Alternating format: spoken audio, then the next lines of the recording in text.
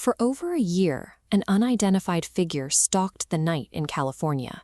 This person hunted methodically, isolating targets in the dark and vanishing without leaving a single piece of obvious evidence behind. The center of this activity was Stockton, California. It's an ordinary city where quiet neighborhoods and familiar streets slowly turned into a hunting ground as soon as the sun went down. The targets fit a specific profile. They were almost exclusively men walking completely alone, late at night, through dimly lit areas. They were entirely unaware they were being watched. The execution of these attacks was clinically precise. There were no screams and no witnesses. Even in urban areas, residents rarely reported the sound of gunfire because the attackers struck with such sudden, calculated speed. That absolute silence spread deep paranoia. The victims were isolated, and the attacker left no trace, making the residents feel as though they were being targeted by a ghost rather than a flesh and blood human. At first, law enforcement treated these brutal shootings as separate, isolated incidents.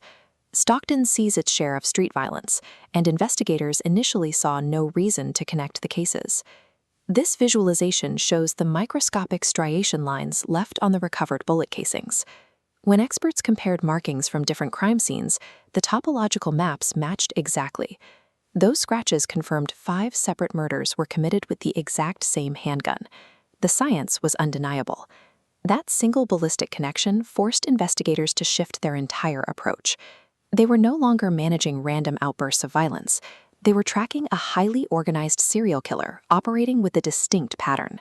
The investigation finally caught a break when detectives secured surveillance footage near one of the crime scenes, but the video offered no clear face.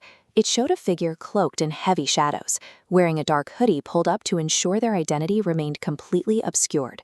What it did capture was a behavioral quirk. The suspect walked with a strange, exaggerated limp, or perhaps a deliberate, rhythmic march. Police released the clip to the public, igniting a massive online response.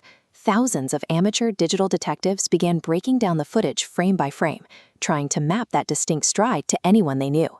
Based on the video and witness accounts, investigators pieced together his specific uniform, dark, tactical clothing and a black face mask, explicitly chosen for stealth and to avoid leaving forensic evidence. The city was on high alert, and police had him on tape. Yet, because of his meticulous preparation, he remained entirely unidentified, living completely undetected right alongside the community he was terrorizing. As they expanded the ballistic search, the system hit a match from over a year prior. The same gun had been fired during an attack in Oakland back in April 2021. The critical difference in that Oakland attack was the outcome. The victim was shot multiple times, but she miraculously survived. When detectives re-interviewed her, she recalled a masked man stepping out of the darkness in total silence. He didn't demand money or say a single word before raising his weapon. Her detailed account of the silent approach and the dark clothing perfectly matched the shadowy figure captured in the Stockton footage a year later. Her survival provided a tangible link between the crimes and the suspect's behavior. Instead of sifting through attahills after a killing, police now had the information necessary to track a mobile predator. That tracking effort came to a head on the night of October 15, 2022. Surveillance teams were actively tailing their primary suspect through the streets. His behavior that night was predatory. He was driving slowly, lingering in alleyways, and methodically casing dimly lit residential neighborhoods. Watching his pattern escalate, the officer realized he was preparing to strike. They made a split-second tactical decision to intercept the vehicle right then and there. When they swarmed the car, they found him fully dressed in his tactical black clothing. He had his mask on, and right beside him was a loaded handgun with a round already in the chamber. The officers had effectively intercepted a hunt in progress, stopping the 8th murder mere minutes before it could be carried out. The man behind the mask was Wesley Brownlee, a 43-year-old truck driver blending seamlessly into the community.